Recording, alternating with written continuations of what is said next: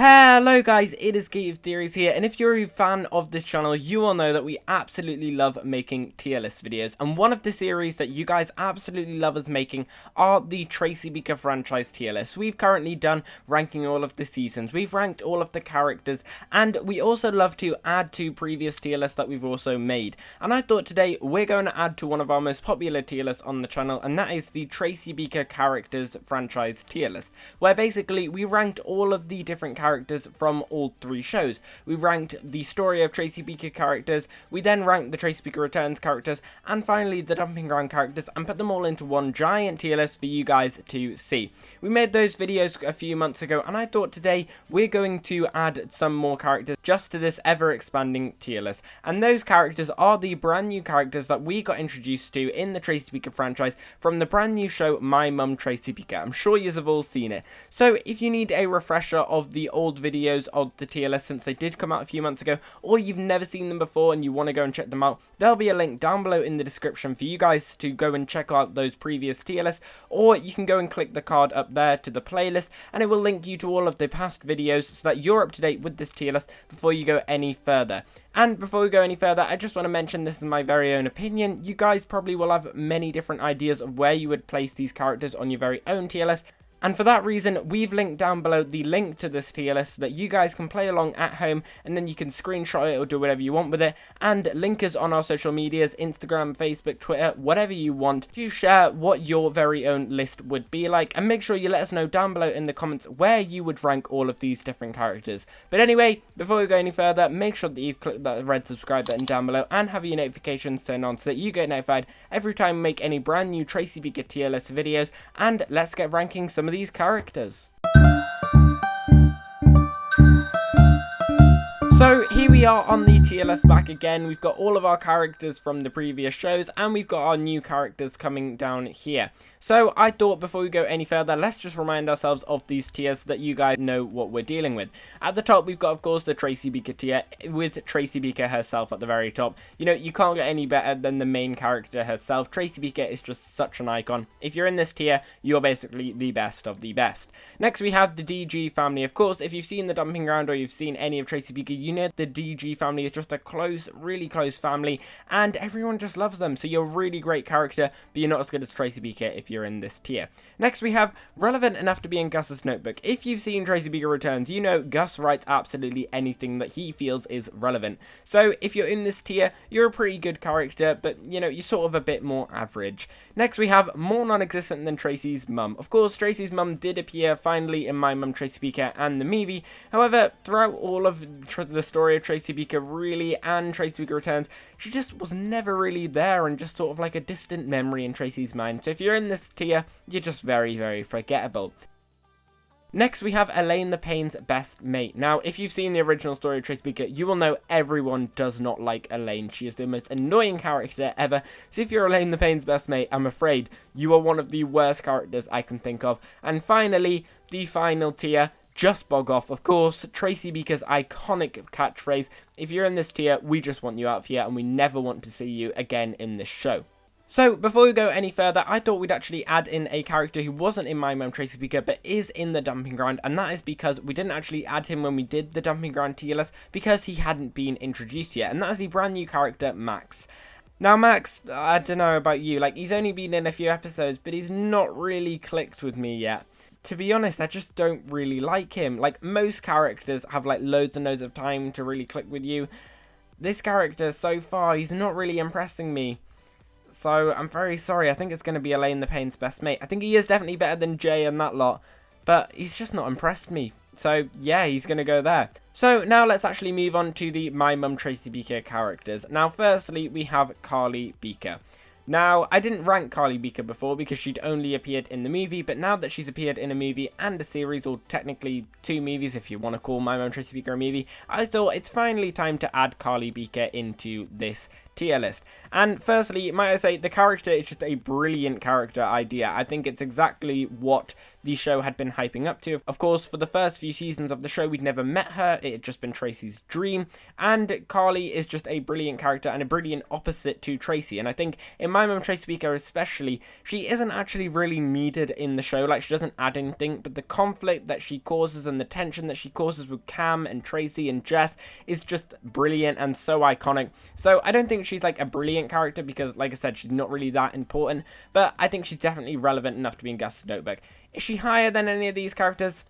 I think if she'd appeared more, maybe, but for now, I'm just going to put her at the end of this, relevant enough to be in Gus's notebook, because she is pretty relevant, but yeah.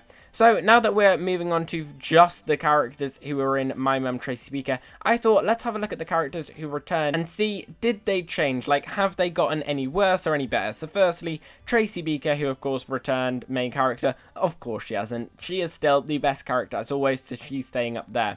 We also had Elaine the Pain actually returning. If you've seen the brand new Someday music video, which is the music video for the main theme tune that came out a couple of weeks ago, I actually reacted to that. So if you want to see my reaction, make sure you go and check out this video. There'll be a link up there from the card or a link down below in the description. Elaine returns. She's as brilliant as ever, so I think she's going to stay in the tier that she is.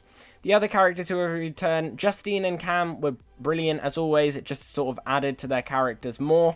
We actually got Louise returning as well in the Someday music video. She didn't really add anything to it that much apart from a nice little cameo, so I think she can stay as she is. And the other character who returned was Peter, of course. And if you've seen my video on the story of Tracy Beaker tier list, you can see right here, Peter's in the Just Bog Off tier. I really cannot stand this character. He drives me so much insane. And him returning in this My Mum Tracy Beaker, even as an adult and as a different actor, I don't think it still saves this character. Maybe in season 2 he might be pushed up, but right now, I still want Peter to just bog off. Like, I really just don't like him. So, let's actually move on to the brand new characters that we've been introduced to. Firstly, Jess Beaker. Now, I think the idea of Jess Beaker is just a brilliant idea. She is exactly who I think Tracy Beaker's daughter would be like. She's sort of like the opposite of Tracy slightly. Like, not as angry, not as controlling, and sort of a bit more privatized and can actually get a bit embarrassed by Tracy, which I think works so well as like an opposite duo. But at the same time, she does actually have that feisty nature that you only get with a Beaker girl. After all, we see her getting annoyed at Sean, so I think it's a perfect duo, and Danny Harmer and Emma Davies, who plays Jess Beaker, their chemistry on screen is absolutely amazing. Is she good enough for the DG family? I think she could be, but I feel like the problem with all of these characters that we've got down here is that they've only actually appeared in for a movie's worth length. 3 separate episodes, whereas characters such as something like Jodie, who have appeared in over 150 episodes, we've got a lot more time to know who they are. So unfortunately for these characters, I feel like since they haven't been in these shows for that long, that is going to unfortunately push them back, but hopefully not that much so. So I think Jess is good enough to be in Gus's notebook. I think she's relevant enough there, but pretty high up, because even though she hasn't appeared that much, I still think she is a great character. So is she higher than Tyler on that lot? No, I don't think so. I think maybe just higher than Beck. That sounds about right. That seems like a good place to place Jess. Like, I did really like the character, but unfortunately for all these characters down here, they just haven't been in the show for that long. Next we have Sean Godfrey. Now, I just really didn't like this character. I'm really sorry for anyone who did, but he's definitely going down here for me. Like, I just don't really think he actually has that much of a personality, apart from the fact that he's a famous footballer and gets angry when Jess doesn't follow his rules. That's about it. And to be honest, I do not think that the Tracy Beaker from the original show or the Tracy Beaker from Tracy Beaker Returns would ever want to date someone like Sean Godfrey. And then he also gets annoyed at Tracy for the fact that he cheated on her with her enemy. So, I just really don't like Sean Godfrey. I feel like he's an underused character and is basically just there as an antagonist, as a villain, and doesn't really have much of a personality. So I think, unfortunately for Sean, I think he's Elaine the Pain's best mate. I'm going to say he's better than Max, but I don't think he's really that good. I think he is Elaine the Pain's best mate. Sorry. Next we have Tyrone. Now, I had really high hopes for Tyrone here because in the show they actually began delving into his character a bit more. They created a really interesting backstory for him, and they were finally beginning to delve into more of the disadvantaged kids lifestyle that we're used to in Tracy Beaker. However, they just didn't have enough time to show this character and give this character justice, because in the show they literally spent about 2 minutes looking at Tyrone's backstory and his personal life, and then that was about it. So, unfortunately for Tyrone, I feel like if he had had more episodes, and if they'd had more time to breathe, it might have gone a bit further higher up. But I think for now, he's just relevant enough to be in Gus's notebook. Like, he's a brilliant character, and I think if they carried on developing him into Season 2, he might go up higher, but for now, I think he's staying down here. Next we have Miss Oliver. Now, Miss Oliver is the type of character that I like to call just a plot point, and a very useless character who doesn't actually have any sort of personality. I like to think of Miss Oliver as the plot point for other characters. In other words, she's only really there for Jess when Jess is upset, and so that Cam stays relevant in the actual movie. Other than that, does she actually really do anything in the show?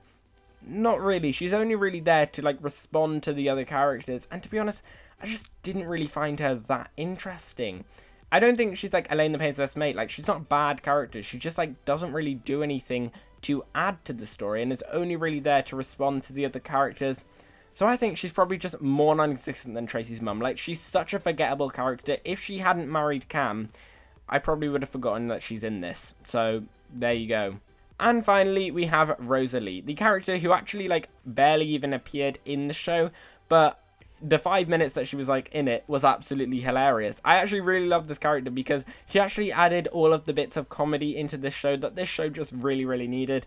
And I think she's a good enough character. She's definitely not like DG standard, because like she isn't as big of a character whatsoever as any of these guys. But I think she's definitely at the end of relevant enough to be in Gus and Notebook. Like, she was funny and she added some comedy that I think this thing really needed.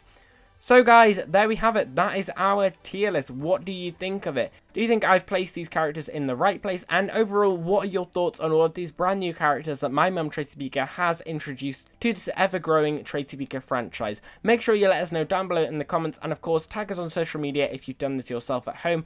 And as always, we've been here on Gate of Theories. Thanks for watching, and I'll see you guys later.